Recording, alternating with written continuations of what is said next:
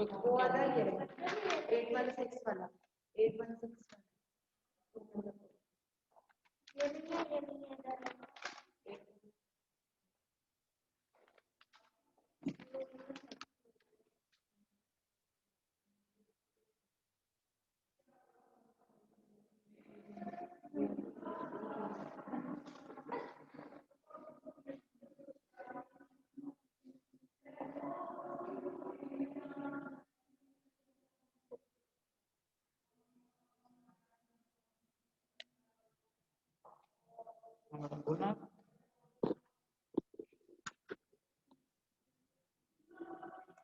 Hello second year,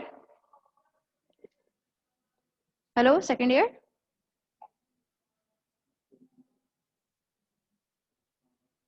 hello second year. हाँ पहले से बेटर है।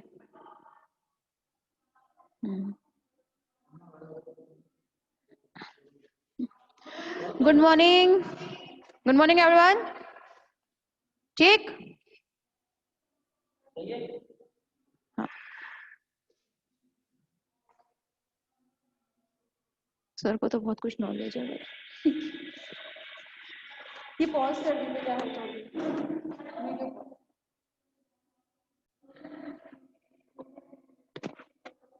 हाँ भाई सेकंड ईयर, अब आवाज क्लियर है ना आप लोगों तक?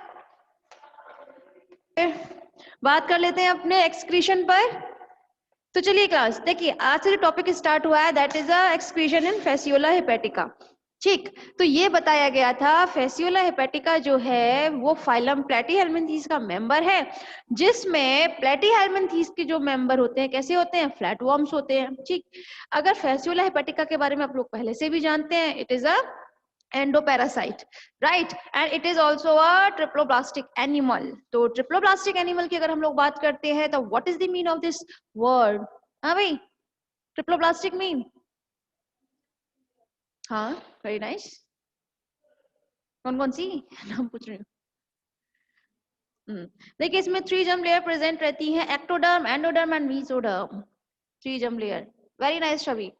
ठीक है, तो चलें फिर हम इसके एक्सक्रीशन की बात करते हैं। तो जब हम एक्सक्रीशन की बात करते हैं फेसियोला हेपेटिका के लिए, तो इसका एक्सक्रीशन जो है वो मिलकर बनता है फ्लेम सेल्स। फ्लेम सेल्स को हम कह सकते हैं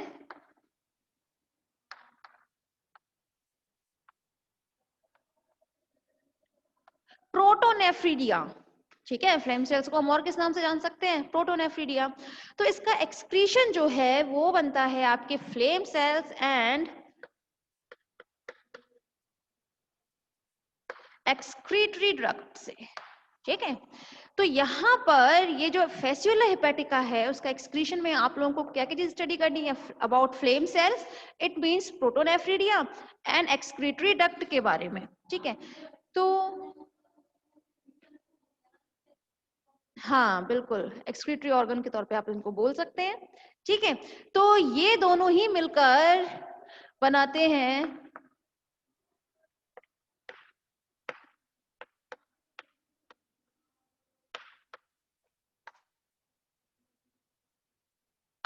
प्रोटोनेफ्रिडियल सिस्टम।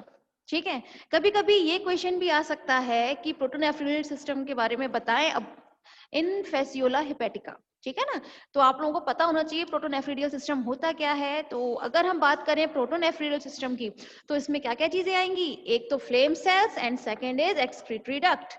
ठीक, तो चले बात कर लेते हैं अबाउट फ्लेम सेल्स।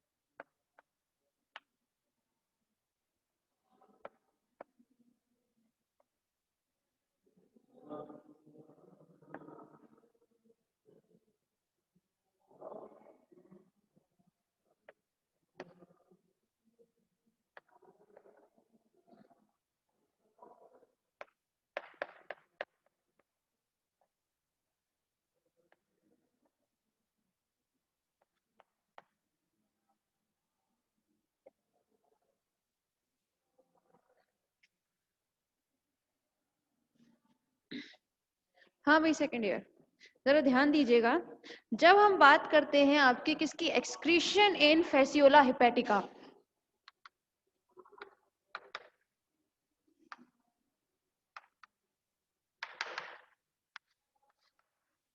ठीक है, तो उसमें प्रोटोनेफ्रिडियल सिस्टम जो है वो मिलकर बना होता है flame cells and excretory duct. यहाँ पे ये जो आप देख रहे हैं दिस इज एक्सक्रीटरी डक्ट, ठीक है, जिन पर ये जो आप देख रहे हैं structure this is a flame cells, ठीक है। ये एक तरीके से पूरा एक नेट की तरह एक जाल बना लेते हैं, जाल लाइक स्ट्रक्चर बनाया ना, बहुत जल्दी एक्चुअली बनाया, आप लोग अपनी उसमें देखिएगा नोट्स वगैरह में, उसमें बहुत शानदार देखने को मिलेगा ये, ठीक है ना।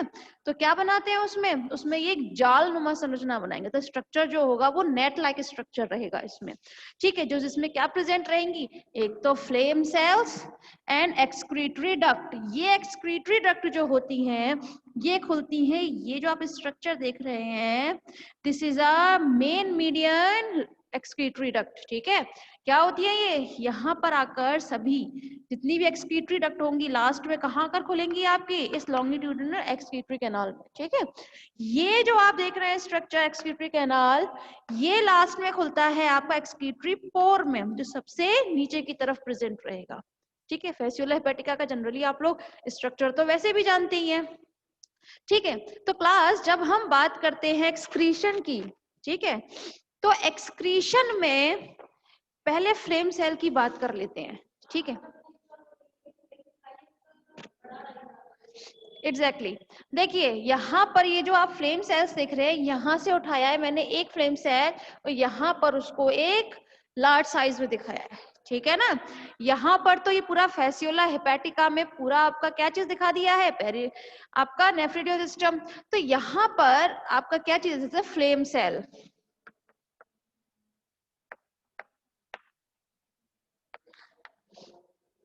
ठीक है। तो जरा समझिएगा, अगर हम बात करते हैं फ्लेम सेल की, तो फ्लेम सेल एक्चुअली कुछ नहीं होता है, ये इसमें जो आपकी मीजेनकाइमल सेल्स होती हैं, ठीक है ना, मीजेनकाइमल सेल्स का ही ट्रांसफॉर्मर रूप होता है, उन्हीं से क्या होती है, ट्रांसफॉर्म्ड हुई सेल्स होती हैं, ठीक है। किसमें, हाँ सॉरी,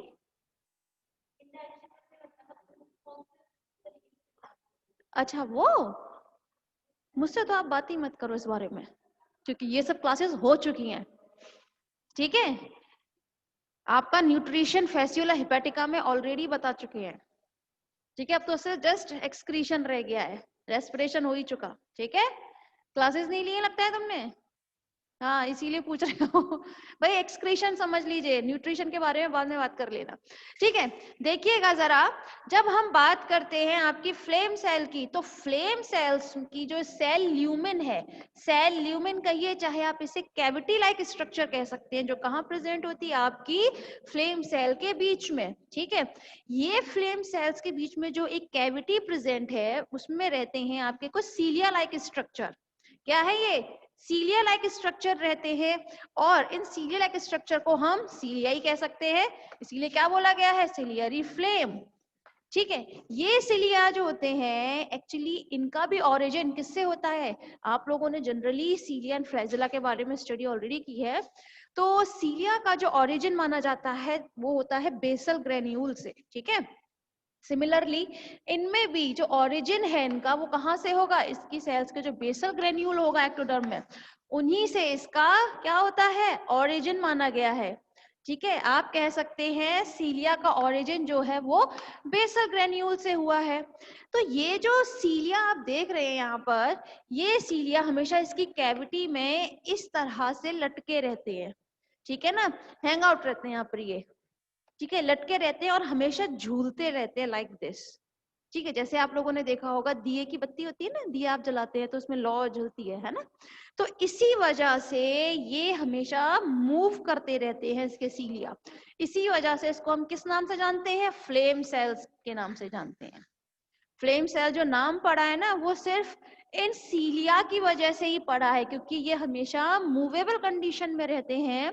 जैसे मूवेबल कंडीशन में भी अगर हम बात करते हैं तो किस टाइप में होगा, जैसे आप लोग दिया जलाते हैं ना तो उसमें जैसे लौ जलती रहती है हमेशा, ठीक है ना। सिमिलरली इसी में क्या रहता है, आपका सीलिया जो है वो इस टाइप से मूवेबल कंडीशन में होता है। इसीलिए हम उसको क्या बोलते हैं, फ्लेम सेल्स बोलते हैं। अब ये फ्लेम सेल्स जो होते हैं क्लास, इसका जो आउटर मोस्ट जो देख रहे हैं आप लेयर, ठीक है, इसमें कुछ स्यूडोपोडियल वो निकले रहते हैं, आउटग्रोथ। क्या निकलते हैं, स्यूडोपोडियल आउटग्रोथ निकले रहते हैं, जिन्हें हम बोलते हैं स्यूडोपोडियल प्रोसेस। क्या बोलते हैं, स्यूडोपोडियल प्रोसेस। ये आप स्ट्रक्चर देख रहे हैं ना, ये आउटग्रोथ जो है कहाँ से निकले रहते हैं, आपके फ्लेम सेल्स में से, ठीक है, जिन्हें हम क्या नाम देते हैं, स्यूडोपोडियल प्रोसेस के नाम से जानते हैं, ठीक। हाँ सॉरी, ये फ्लेम सेल की बात कर रहे हैं बेटा, आप अमीबा में पहुंच रहे हैं कि बॉडी से बाहर आउटग्रोथ निकले रहते हैं, नहीं। ये जो फ्लेम सेल का स्ट्रक्चर जो होता है, हम स्ट्रक्चर की बात कर रहे हैं, फ्लेम सेल्स जो है ना, ठीक है, उसमें ये आउटग्रोथ जो है ना, उनका एक पर्टिकुलर कोई साइज नहीं है, ना कोई पर्टिकुलर शेप है। तो ये शेप जो होता है वो स्यूडोपोडियल होता है, कैसे भी हो सकता है, ठीक है ना। आउटग्रोथ जो निकले हुए हैं उनका कहीं भी एक पर्टिकुलर ना शेप है ना साइज है, तो इसीलिए हम पर्टिकुलर वो बोलते हैं। हाँ एग्जैक्टली हाँ ना, इनका काम ये थोड़ी ना है कि मतलब लोकोमोटरी ऑर्गन थोड़ी है ये, है ना, तो स्ट्रक्चर की बात कर रहे हैं हम लोग, ठीक है। तो यहाँ तो बात रही फ्लेम सेल के स्ट्रक्चर की। इसमें लास्ट में ये कहाँ जाकर खुलता है, कैपिलरी डक्ट में। कहाँ खुलेगा, कैपिलरी डक्ट में खुलता है। क्लास समझ में आ रहा है आप सभी को, ये structure of flame cell? Yes good. Excretory duct and excretory pore का क्या डिफरेंस होता है, हाँ समझिएगा, इसे मैं इस पर पहुंच ही रही थी। एक्सक्रीटरी डक्ट जो है ना, जैसे आप चिट्ठी डालते हैं चिट्ठी, किस में डालते हैं, लेटर बॉक्स में, ठीक। आप हैं एक्सक्रीटरी डक्ट, लेटर बॉक्स है एक्सक्रीटरी पोर, दोनों में डिफरेंस है। हाँ, क्योंकि जो भी एक्सक्रीशन होगा नाइट्रोजिनस जो प्रोडक्ट है, ठीक है, वो कहाँ से पास आउट होता है, एक्सक्रीटरी पोर से बाहर जाएगा। एग्जिट कहाँ से होगा, एक्सक्रीटरी पोर से। लेकिन एक्सक्रीटरी पोर तक कौन लेकर आएगा उसको, खुद तो नहीं जाएगा वो, उस तक लेकर आते हैं एक्सक्रीटरी डक्ट। डिफरेंस समझ रहे हैं, एक्सक्रीटरी डक्ट जो है वो लेकर आता है नाइट्रोजनस वेस्ट प्रोडक्ट को एक्सक्रीटरी पोर तक, ये डिफरेंस है। फिर एक्सक्रीटरी पोर जो है ना, वो आपके इस वेस्ट को बाहर निकालता है। ये मीडियन जो आप देख रहे हैं एक्सक्रीटरी डक्ट, ये नहीं निकालेगा, एक्सक्रीटरी पोर ही निकालेगा, ठीक। तो बेटा जी पहले मुझे पहुंच तो जाने दो, अभी तो मैंने जस्ट फ्रेम सेल की वो बताया आप लोगों को स्ट्रक्चर। हाँ भाई देखें, अब बात कर लेते हैं हम हमारे इसके बारे में, ठीक है। ये जो नेट लाइक स्ट्रक्चर आप लोग देख रहे हैं, तो जब हम बात करें आपके किसकी, फेसियोला हेपेटिका में एक्सक्रीशन की, तो इसमें जो फ्लेम सेल्स होती हैं, ठीक है, ये फ्लेम सेल्स आगे जाकर, ये जो आप देख रहे हैं, ये आगे जाकर कुछ किसमें खुलती हैं, एक्सक्रीटरी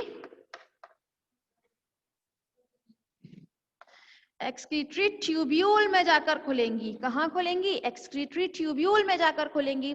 ये एक्सक्रीटरी ट्यूब्यूल जो है एक्चुअली बहुत ही ज्यादा थिन लाइक स्ट्रक्चर होता है, जैसे आप ये देख रहे हैं ना कैपिलरी डक्ट, ठीक है ना, तो लाइक ये बहुत थिन होती हैं।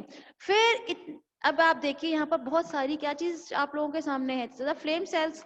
तो ये इसमें जितनी भी आपके सामने क्या प्रेजेंट होंगे, एक्सक्रीटरी ट्यूब्यूल, ये सभी जाकर खुलती हैं आपकी एक डक्ट में। किसमें खुलती हैं, एक डक्ट में जाकर खुलती हैं। और ये डक्ट जो होती है बहुत लार्ज शेप में रहती है, तो आप कह सकते हैं लार्ज डक्ट में जाकर खुलेंगी।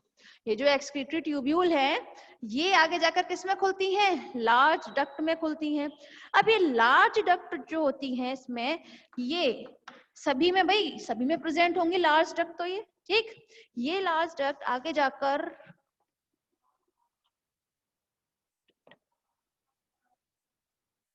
हाँ सही बात है, लेकिन अभी मैकेनिज्म तक तो पहुंचे ही नहीं है क्लास, अभी मैकेनिज्म तक तो पहुंचे नहीं, पहले स्ट्रक्चर तो समझ लीजिए आप सभी, ठीक है।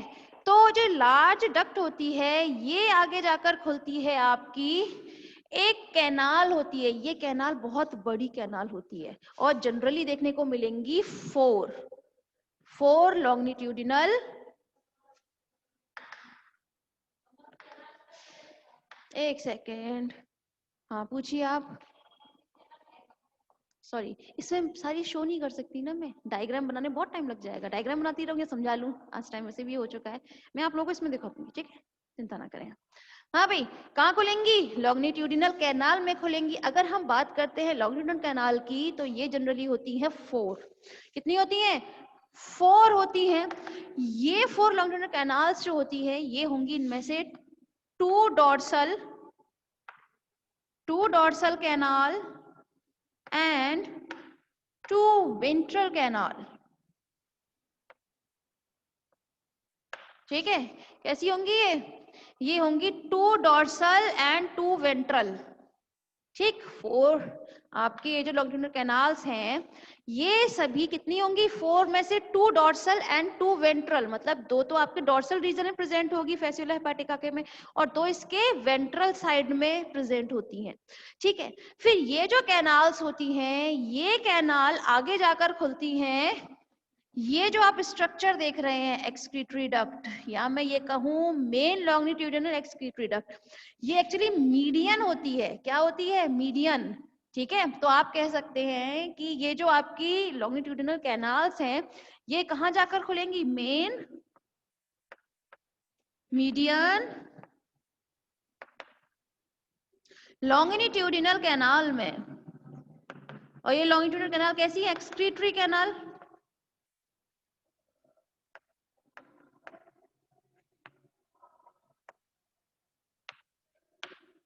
ठीक, कहाँ जाकर खुलेंगी? ये main, median, longitudinal excretory canal में जाकर खुलेंगी। ठीक है, दिख रहा है ना? हाँ ठीक, मैं देखो ये जो आप स्ट्रक्चर देख रहे हैं भाई, देखिए पहली बात तो ये सेकेंड ईयर, ये सभी स्ट्रक्चर्स जो है वो यहाँ बनाना पॉसिबल नहीं था, उसमें बहुत ज्यादा टाइम कंज्यूमिंग था वो, है ना, इसीलिए आप ही लोगों का टाइम बचाने के लिए थोड़ा सा ये इसी तरह से जल्दी बनाया है। सिर्फ आप लोगों को ये समझ में आना चाहिए कि ये तो नेट लाइक स्ट्रक्चर है, ठीक है ना, इसीलिए। तो यहाँ पर ये स्ट्रक्चर जो आप देख रहे हैं, इसे हम किस नाम से जानते हैं? मीडियन, कोई नहीं, नहीं अब ये स्ट्रक्चर जो आप देख रहे हैं, this is a mean median longitudinal excretory canal. ठीक है, अब ये जो एक्सक्रीटरी कैनाल है, ये जाकर खुलती है आपकी लास्ट, ये यहाँ, इसके यहाँ वेंट्रल वाले रीजन में क्या प्रेजेंट होता है? एक पोर प्रेजेंट रहता है, जिसे हम बोलते हैं एक्सक्रीटरी पोर। क्या प्रेजेंट रहता है? एक्सक्रीटरी पोर प्रेजेंट रहता है। ये एक्सक्रीटरी पोर से आपका जो भी नाइट्रोजनस वेस्ट होगा फैसियोला हेपेटिका में, वो एग्जिट हो जाता है। क्लियर हो रहा है ना सेकेंड ईयर?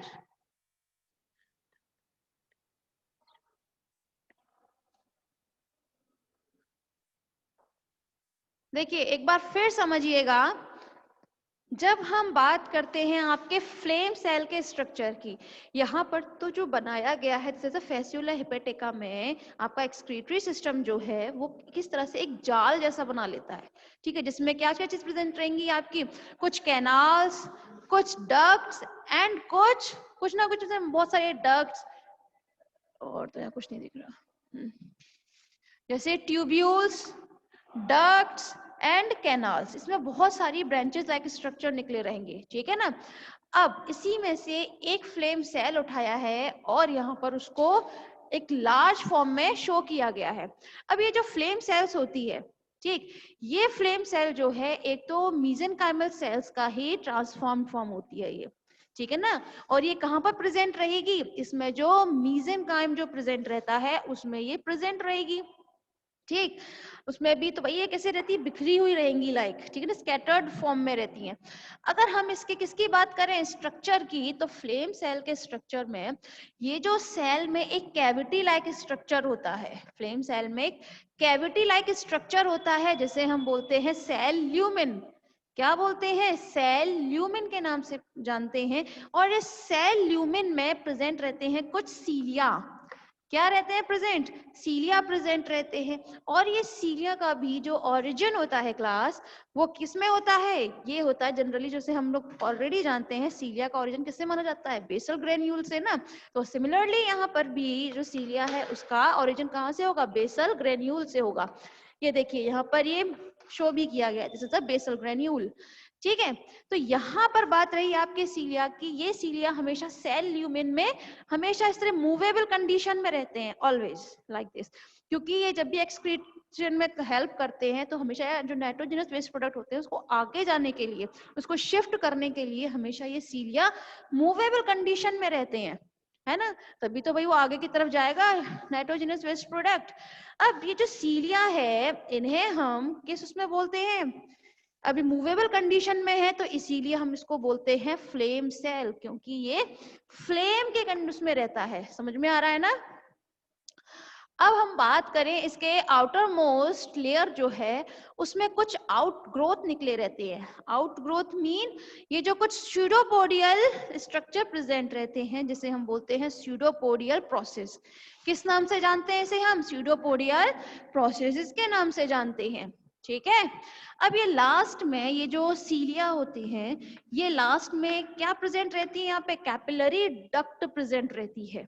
ठीक है, जिसमें से क्या होगा भाई, यहाँ पर जब मैकेनिज्म बताई जाएगी तब ध्यान दीजिएगा, जितने नाइट्रोजनस वेस्ट प्रोडक्ट होगा उसको ये फ्लेम सेल क्या करती है, उसको टेक करती है, इसके सीलिया उसको आगे की तरफ शिफ्ट करेंगे, ये कैपिलरी के थ्रू ही बाहर जाएगी अपने और डक्ट में। ठीक, ये तो बात रही मैकेनिज्म, तो शायद हम कल बात कर पाएंगे क्लास। एक बार ये स्ट्रक्चर और देखिए आप, फैसियोला हेपेटिका में एक्सक्रीटरी सिस्टम की बात करते हैं हम, तो इसमें फैसियोला हेपेटिका का जो एक्सक्रीटरी सिस्टम होता है किस किस से मिलकर बना होता है, flame cell and excretory duct से मिलकर बना होगा। ठीक है, अब जरा यहाँ स्ट्रक्चर देखिए, ये जो आपकी फ्लेम सेल्स होती हैं, ठीक, ये फ्लेम सेल्स किसमें जाकर खुलती हैं, एक्सक्रीटरी ट्यूब्यूल में खुलती हैं। किसमें खुलती हैं, एक्सक्रीटरी ट्यूब्यूल में खुलती हैं। अब ये बहुत ही ज्यादा बहुत माइक्रो ट्यूब्यूल होती हैं एक्चुअली। कैसी होती हैं ट्यूब्यूल, बहुत माइक्रो ट्यूब्यूल होती हैं। अब सोचिए इसमें इतनी सारी फ्लेम सेल्स हैं, सभी जाके किसमें खुल रही हैं, एक्सक्रीटरी ट्यूब्यूल में खुल रही हैं। तो यहाँ पर ट्यूब्यूल बहुत सारी है, माइक्रो ट्यूब्यूल है, तो ये सभी माइक्रो ट्यूब्यूल जो है आगे जाकर किसमें खुलेगी, एक डक्ट में खुलती है। डक्ट थोड़ी बड़ी होती है इसीलिए हम उसमें बोलते हैं लार्ज डक्ट में। ये लार्ज डक्ट आगे जाकर किसमें खुलती है, आपकी लॉन्गिट्यूडिनल कैनाल्स में। ये कैनाल जो होते हैं जनरली आपको 4 देखने के लिए मिलेंगे। हाँ बेटा जी बिल्कुल सही, ठीक है। देखें तो ये जो लॉन्गिट्यूडिनल कैनाल्स हैं 4 हैं, 4 में से 2 डॉर्सल होंगी एंड 2 वेंट्रल। इसका जो 2 डॉर्सल वाला रीजन है तो 2 तो यहाँ प्रेजेंट होंगी और जो आपकी 2 हैं वो नीचे की तरफ वेंट्रल वाले रीजन में प्रेजेंट होंगी। फिर उसके बाद ये जो चारों भाई ये 4 जो लॉन्गिट्यूडिनल कैनाल्स हैं ये किसमें खुलती हैं आपकी, इसमें मेन मीडियन एक्सक्रीटरी कैनाल में जाकर खुलेंगी। ठीक है, और ये जो आपका mean median longitudinal excretory canal है ये कहाँ जाकर खुलता है, एक्सक्रीटरी पोर में खुलेगा। और ये एक्सक्रीटरी पोर जो है उसके थ्रू नाइट्रोजनस वेस्ट प्रोडक्ट जो है वो बाहर निकल जाएगा। समझ में आ रहा है सभी को। हाँ भाई सेकेंड ईयर क्लियर है बेटा।